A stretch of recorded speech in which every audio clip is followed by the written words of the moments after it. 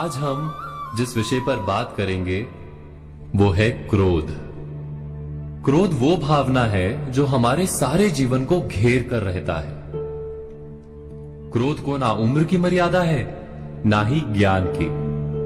कब, कहां और किस कारण से क्रोध पैदा हो जाए वो कोई नहीं जानता। और जब क्रोध जन्म लेता है तो तुरंत ही विचार करने की शक्ति खो जाती है।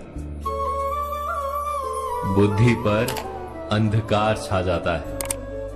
वर्षों के संबंध पल भर में टूट जाते हैं।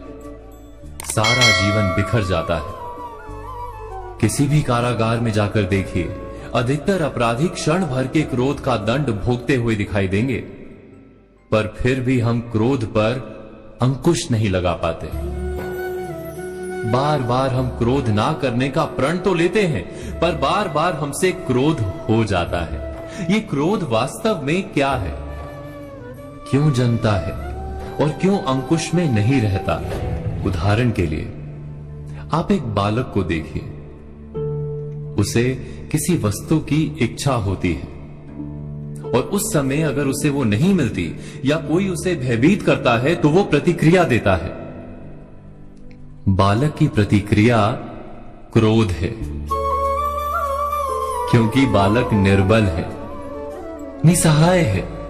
बालक अपनों से बड़ों को अपने वजूद का एहसास, अपने अस्तित्व की प्रतीति करवाने का प्रयास करता है क्रोध के माध्यम से। बड़े होने पर भी हम क्या ऐसा ही नहीं करते? क्या क्रोध हमारे भीतर बैठे बालक का प्रतिभाव नहीं? अर्थात क्या क्रोध वास्तव में केवल बालक जैसे व्यवहार का नाम नहीं?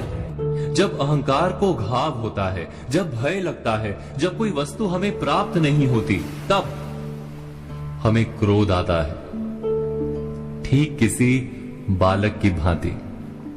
हम जानते हैं कि आईने के सामने खड़े होकर मुंह बनाने का खेल बालकों को शोभा देता है, बड़ों को शोभा नहीं देता।